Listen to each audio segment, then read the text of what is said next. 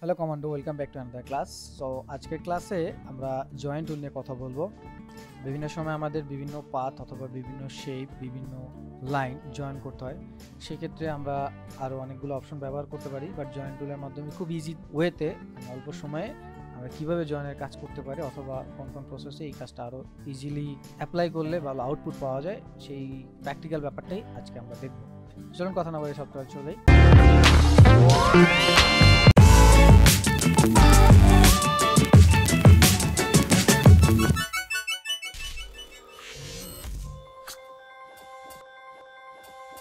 ওকে, তো আমার একটা পেজ রেডি করা আছে। এইখান থেকে আমরা সরাসরি টুলস বারে চলে যাবো। টুলস বার থেকে ইমিডিয়েট যে শেপ টুলসটা আছে সেই টুলসের নিচে গেলেই দেখতে পাবো এখানে জয়েন্ট টুল নামে অপশন আছে। তো টুলসটাকে আমি একটু আলাদা করে বোর্ডে নিয়ে আসি। ওকে, সো জয়েন্ট টুল। তো নর্মালি জয়েন্ট টুল কি করে সেটা একটু বেসিক পার্থক্য বা বেসিক ব্যাপারটা বা বেসিক ক্লিয়ারেন্সটা আমরা একটু নিয়ে ফেলি। নর্মালি আমরা পেন্সিল টুল দিয়ে কতগুলো লাইন তৈরি করতেছি। সাপোজ এটা স্ট্রোকে একটা কালার দিয়ে দিচ্ছি।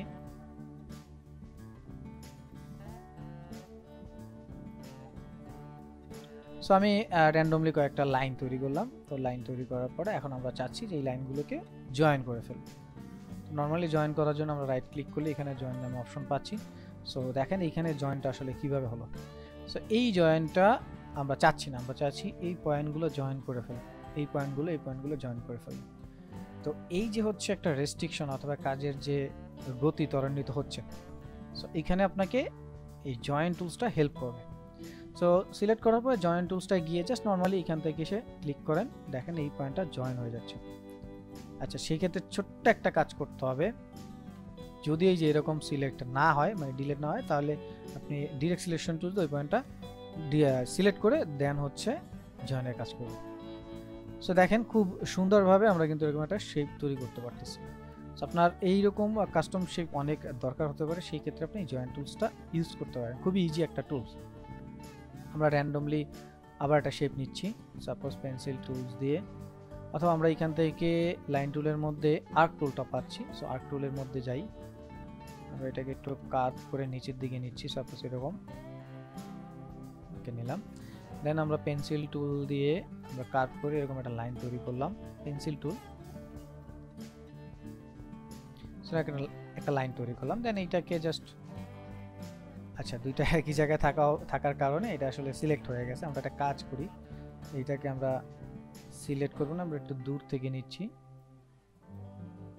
আচ্ছা, পেন্সিল টুল নিয়ে একটু দূর থেকে লাইনটা তৈরি করতেছি। সো একটু দূর থেকে নিলাম, অ্যান্ড দেন হচ্ছে আমরা এটাকে জাস্ট এইভাবে রাখলাম। অ্যান্ড দেন এটাকে রাইট ক্লিক করে ট্রান্সফর্ম থেকে আমরা রিফ্লেক্ট করে নিচ্ছি, একটা কপি করতেছি, এটাকে জাস্ট এই জায়গাটায় নিয়ে আসতেছি সাপোজ।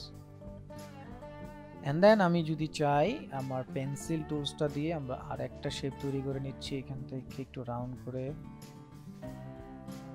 করে নিলাম, দুইটা শেপ তৈরি করে নিলাম। এখন আমরা চাচ্ছি যে এইগুলোকে জয়েন করবে, জয়েনের কাজটা এই সাপোজ এইভাবে করে নিলাম। সো জয়েনের কাজটা করবো। তো সবগুলোকে সিলেক্ট করেন, করে হচ্ছে জয়েন টুলসে যান, এটাকে ডিলিট করে দেন, এটাকে ডিলিট করে দেন। সো যদি হচ্ছে ডিলিট না হয় তাহলে বুঝতে পারবেন যে একটু ঝামেলা আছে, পরবর্তীতে আবার সিলেক্ট করে নিতে হবে, কোনো সমস্যা নেই। যেমন ডিরেক্ট সিলেকশন টুলসে গিয়ে এই দুইটা পয়েন্টকে সিলেক্ট করতে হবে, এই দুইটা পয়েন্ট সিলেক্ট করে দেন জয়েন, দেন আবার হচ্ছে এই দুইটা পয়েন্ট সিলেক্ট করেন। এই ক্ষেত্রে হচ্ছে জয়েন টুলসে থাকা অবস্থায় কন্ট্রোল ধরলে ডিরেক্ট সিলেকশন টুলস চলে আসবে, দেন আপনি জয়েন করে নেবেন। আচ্ছা, যেহেতু এটার সাথে জয়েন অলরেডি, সো এইটা আমাদের জয়েন করার দরকার হবে না, এটা জয়েন হবে না। সো আপনি যদি এই দুইটাকে চান সেই ক্ষেত্রে এই দুইটা জয়েন করতে পারবেন, লাইক এইটা আর এইটা সিলেক্ট করে দেন আপনি যদি চান এই দুইটা জয়েন করতে, সেই ক্ষেত্রে জয়েন করতে পারবেন, এই ক্ষেত্রে জয়েন করতে। আর একটা নির্দিষ্ট দূরত্ব লাগবে, সেই দূরত্বর বাইরে গেলে কিন্তু আবার হচ্ছে জয়েন করতে পারবেন না, সেই ক্ষেত্রে কিন্তু আপনাকে এই জয়েন না, রাইট ক্লিক করে এই জয়েনের হেল্প নিতে হবে। ঠিক আছে? সো নর্মালি আমার খুব সুন্দরভাবে একটা শেপ তৈরি হয়ে গেছে। দেন হচ্ছে আমরা এই সবগুলোকে সিলেক্ট করে আমরা পাথ ফাইন্ডার অথবা শেপ বিল্ডার টুলস, আরও অনেক টুলস আছে, সেগুলো ব্যবহার করে আমরা এগুলোকে কেটে দিতে পারি। দেন আপনি আপনার মতো চাইলে একটা কালার অ্যাপ্লাই করে দিতে পারেন, ভিন্ন কিছু চাইলে করতে পারেন এই টুলসটার মাধ্যমে। সো ডিফারেন্ট কিছু থট আপনি যদি অ্যাপ্লাই করেন তাহলে আসলে টুলসগুলো সিম্পল আপনার কাছে মনে হইলো এটা আসলে অনেক আউটপুট আপনাকে দিবে। আপনি জাস্ট চিন্তাও করতে পারবেন না যে এটা কোথায় কোথায় ইউজ করলে আপনি কিভাবে কি আউটপুট পাবেন।